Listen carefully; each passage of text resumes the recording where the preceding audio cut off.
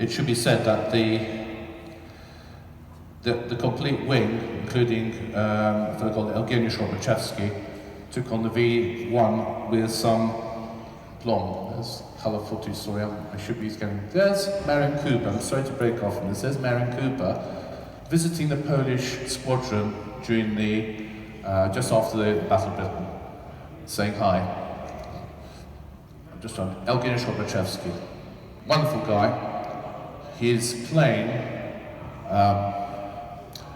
is one that's often depicted as a P-51 Mustang. That's these are the aircraft he engaged the V1s with. He went on to attack parts of France during Normandy and saw his friend being shot down. His friend crashed into a marsh. Evgeny landed at their forward base in France, climbed out of his Mustang, grabbed a jeep, drove to the spot, dragged the guy out of his P-51. He was up to his neck in the swamp, and got the guy into the jeep, drove back, sat him in his P-51 and flew him back. And now there's footage of this in the Sikorski Museum. He later on took his flight from Brenzett, which is not far from the Marsh and Dymchurch Railway, and took his squadron of 12 aircraft and engaged 60 Fokker-Wolfs in France, and sadly was the only casualty. They took out 17 of the Germans, and he took out 3 before he himself being killed. We went to his memorial this year. That's his Mustang again. I digress, but hopefully it was a bit of interesting information there. The Alta Agreement, sadly, signed by Roosevelt, Churchill and Stalin in February 1945, ensured that Poland would become a satellite of the Soviet Union. Though everything the Poles had fought for was now lost, it's in their character to carry on. To their great credit, they continued to fight out of duty to their homeland and loyalty to the British and Allied brothers in arms. These are politicians, not our brothers who fought with us, that decided the fate of Poland. The war went on, and the Polish Air Force continued to fly and fight as the Third Reich slowly ground to a halt. On the 25th of April, 1945,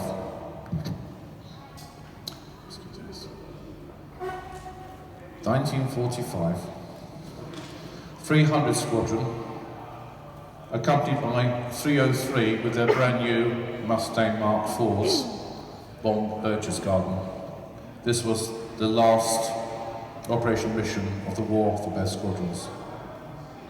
Tragically, whereas the exiles from Western Europe returned to their homelands as liberators, the Poles watched helplessly as their country was taken over by communists. As those that returned home risked death or imprisonment, this happened to Stanisław Skalski. He was treated as a spy from the West and condemned to death. However, it was Douglas Bader who got a motion tabled in Parliament to bring this to the attention of all those in this country, which embarrassed the government in Poland at that time, communist government, and nothing was done to harm him after that. Skalski was. He was then released later on when the regime changed slightly, still communist, but a more, if you like, easy-going one, if you can call it that. So, it comes to the sad part really. The Polish servicemen and servicewomen were excluded from the Victory Parade in London in 1946. The Poles, who had fought so hard and sacrificed so much, felt they'd been betrayed. Nevertheless, veterans remembered their years with the brothers in arms of the RAF with pride and affection. The British airmen admired the men and women who fought alongside them, and hundreds of Poles were readmitted to the peacetime Air Force. In all, 2,408 Polish airmen gave their lives during the war,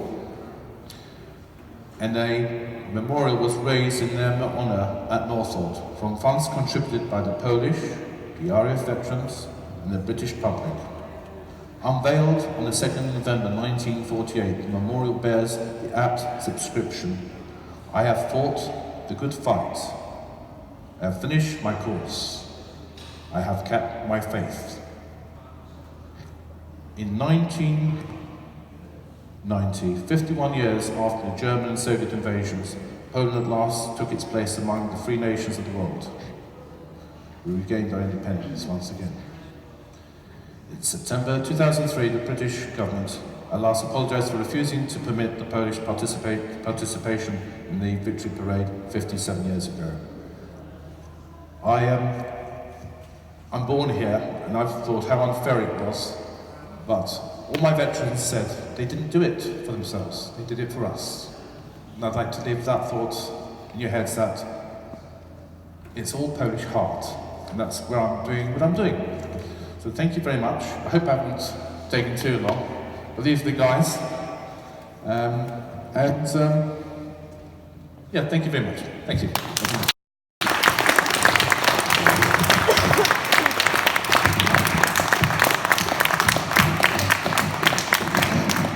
Ladies and gentlemen, on behalf